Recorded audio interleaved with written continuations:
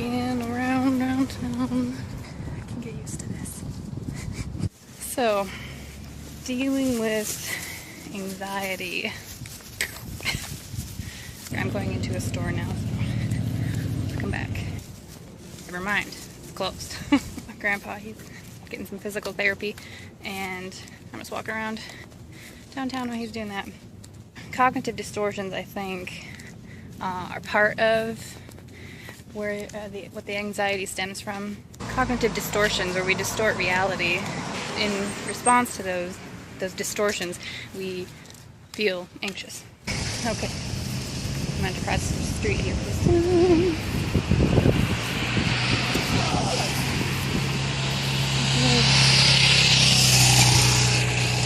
So recognizing that it may not be realistic, and I mean, you don't have to respond to the feelings, to the uncomfortable feelings that come from anxiety. What I've started doing is, when I start feeling the tightness in my chest, or I'm realizing that responding to that emotionally, like trying to avoid situations where I feel that way, or that I may feel that way in, actually creates another problem. It creates a fear of those environments, I guess, and a fear of feeling that way. So instead, I've been trying to practice relaxing in response to it, just choosing to just bear the feelings, tolerate them, and that's really helped me be more accepting of it happening. That it's an opportunity, that I'm looking at it as another opportunity to practice relaxing in response to those feelings. So that's been a relief, in more than one way. That I don't have to not feeling that way, and also I am not fearing the situations that may cause me to feel that way. Now I'm waiting for Grandpa. Weird.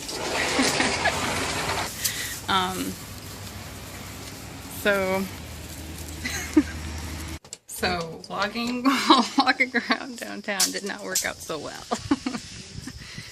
I keep looking over here for the camera, but it's on this side because I'm using my left hand. I just ran out of places to walk and time, so I think I'll come sit down by the lake. It's kind of dangerous having a phone by the lake.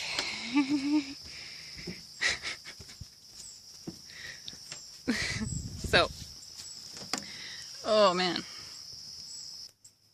So I find it helps to identify the physical feelings I'm having. It kind of helps me separate them from the emotional feelings I'm having, or the thoughts that are running through my head. Kind of separate them, and then relax in response to the physical feelings, and then able to, kind of ponder the thoughts that are going through my head and kind of get them in check, I guess. Going over, like, what am I telling myself? What am I thinking?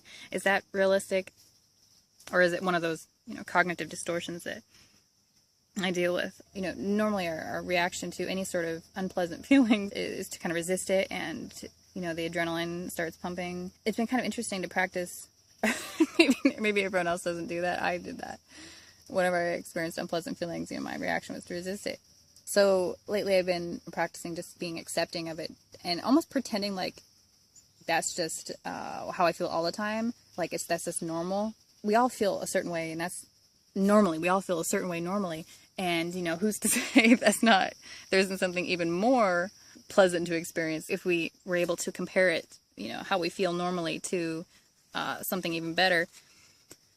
So it's kind of like, I kind of pretend that, or I imagine that that's how I normally feel. I've been doing that with other things too, like when you're doing something strenuous, and this is probably why I hated exercise so much. So instead I've been relaxing in response to it. Like the other day I was holding something up, a light, we were installing a light fixture, and I was holding it up, and my arms are getting really tired, and they kind of like start to have like a burning pain.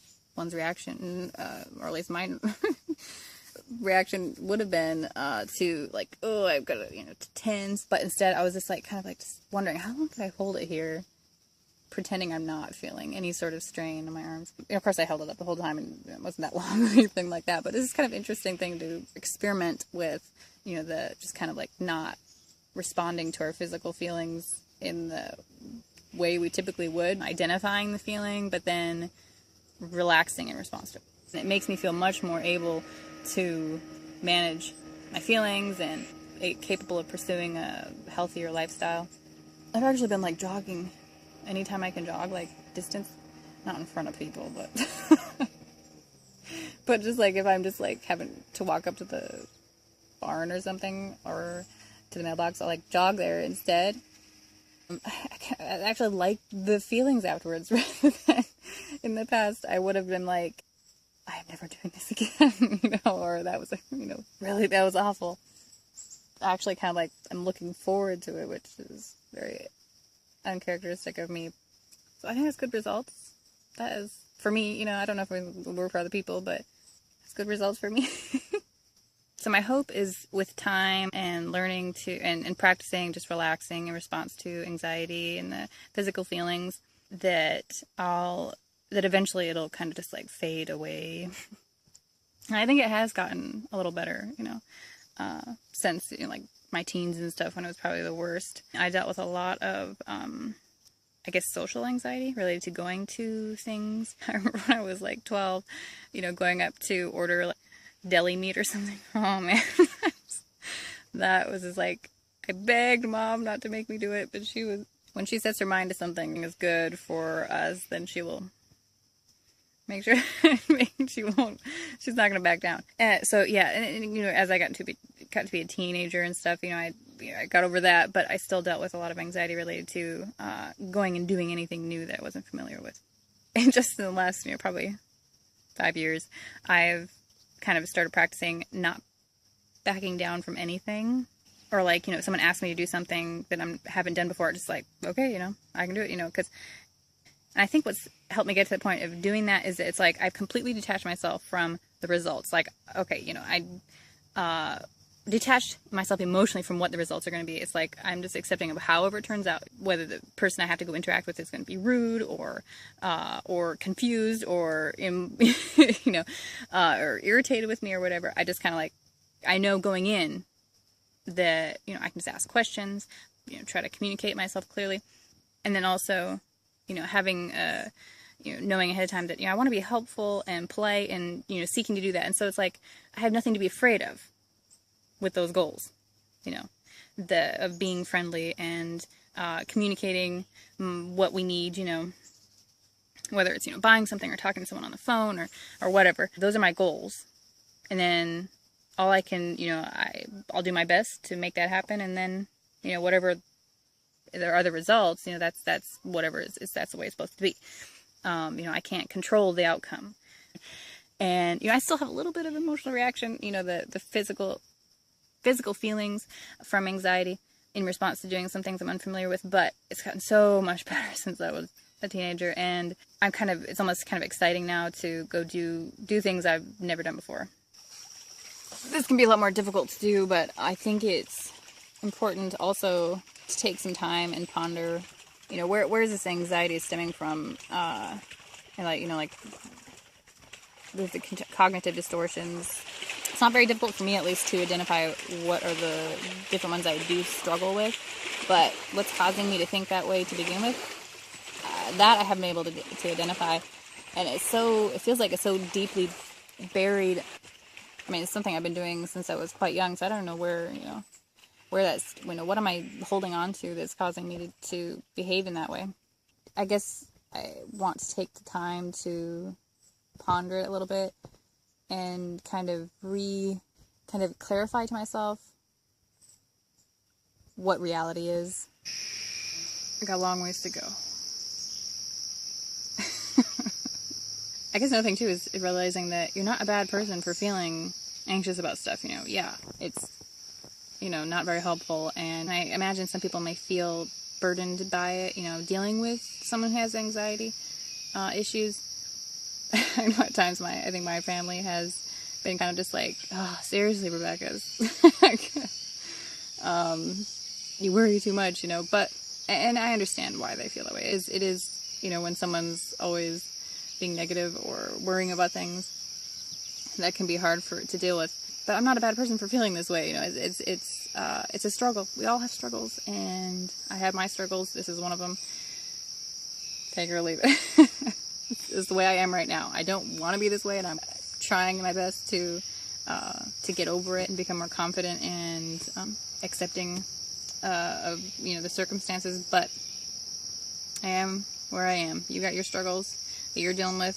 I've got mine. That's just the way it is right now. And so it's like, yeah, maybe they won't accept me, but I'm going to accept myself and not be bothered if you don't accept me.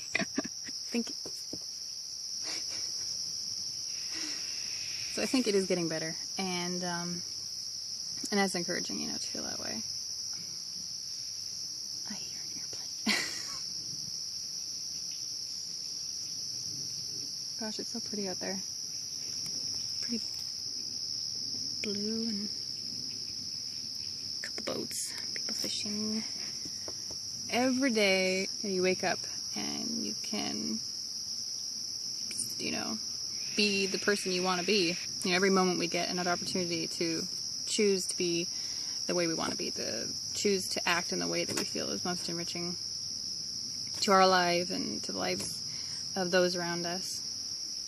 You know, I know that, you know, the anxiety and stuff does not help anybody, does not help me, does not help anyone else. You know, what's going to happen is going to happen. You know, I'm doing my best to make wise decisions and to be a blessing to those around me, and that's all I can do. All I can do is have good intentions, keep trying my best, and then, you know, whatever the results are, I can learn from the results, but you can't control the results. So, you know, yeah. I wonder if they can hear me out there. This is going to be a long video. Oh man, and I've got to go bathroom. So, talk to you guys later.